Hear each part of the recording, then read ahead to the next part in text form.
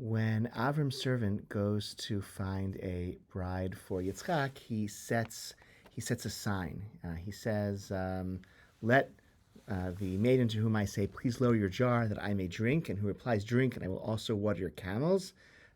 Shtei v'gam gemalecha ashke otachachta lavdecha liyitzchak uva eda ki asita chesed im Adoni." That's going to be the one. Okay, that's the girl, the one whom you have decreed for your servant Yitzchak. Thereby shall I know that you have dealt graciously with my master. So Rambam in Mishnah Torah, in his discussion of Hilchot Avodah Zarah, in his laws of idolatry and idolatrous-like practices, describes the prohibition against Jews engaging in any type of soothsaying or divination, seeing a black cat cross the street and deciding not to leave the house.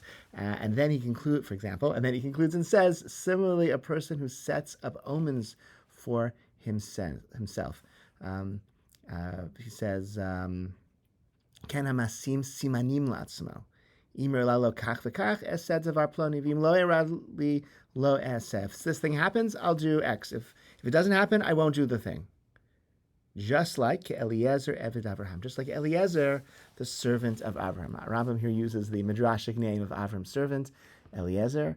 So this is all forbidden. What Eliezer did, what Avram's servant did, and say, if this happens, I will then act in accordance. Okay, that's a sign from God that this is meant to be. This whole practice is forbidden categorically by Rambam.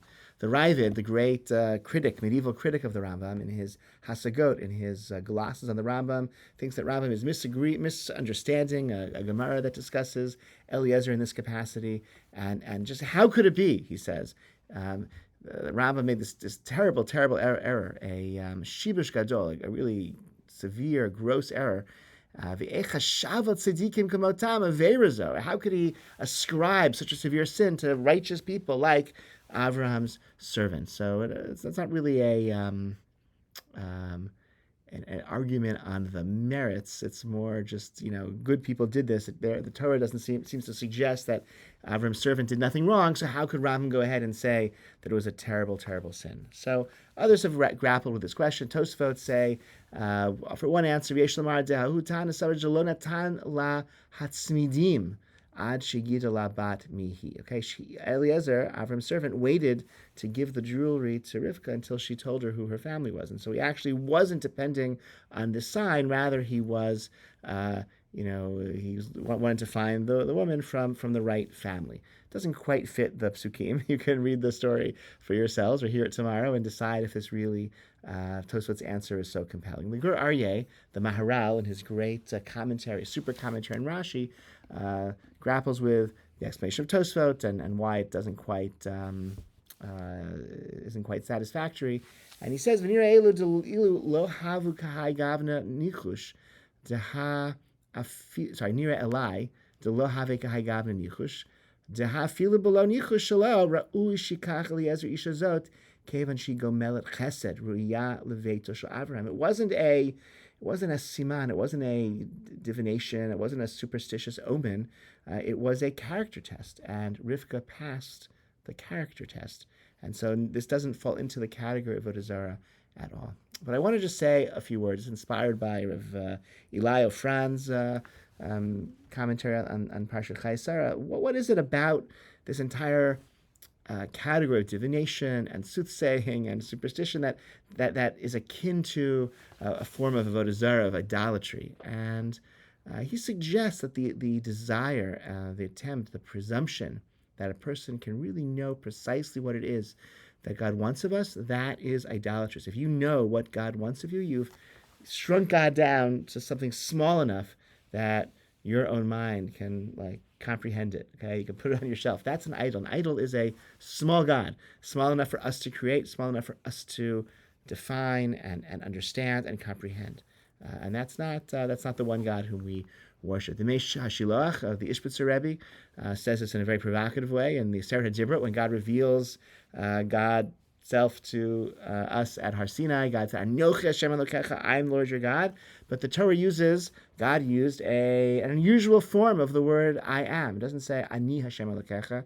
It's Anochi Hashem Elokecha. And the Meir Shilach says that kaf, that added letter kaf, is like the kaf in Hebrew, which means as if, like. I am like, or I am like the Lord your God. V'lo nemar mi ki ilu haya ketivani haya mashmas shegila az HaKadosh Baruch Hu Yisrael et kol oro b'shlemut. V'lo yochel achar kach la'amik b'dvarav ki fargil hakol.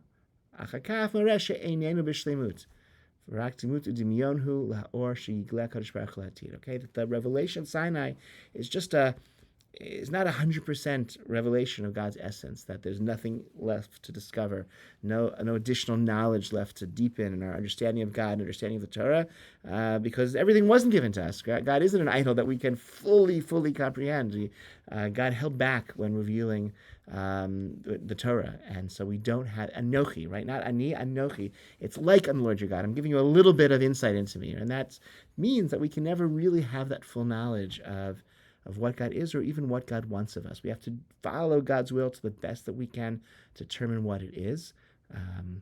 As Abraham Lincoln says in the second inaugural, right? We do the right as God gives us the ability to see what the right thing to do is. But God, Anochi Hashem Elokecha, we only have less than 100% of revelation. This is the Hasidic tradition that the Eitz Hadat, the tree of knowledge, was the tree of knowledge of good and evil. It wasn't the tree of knowledge of good and evil. It was the tree of knowledge of good and evil mixed together. That's this fallen world in which we live in. Good and evil are so often mixed together. We try to do good, but there are negative consequences. We see bad, but it's some evil, and it sometimes portrays itself as being virtuous. And there are so many times where we're choosing not between right and wrong, but between two bad options, or between two good options. Sometimes right and right sometimes are in opposition and irreconcilable conflict. That's the tov v'ra mixed together. That's the world we're in, where this fallen world where we don't have full knowledge, where Anochi Hashem Elokecha, God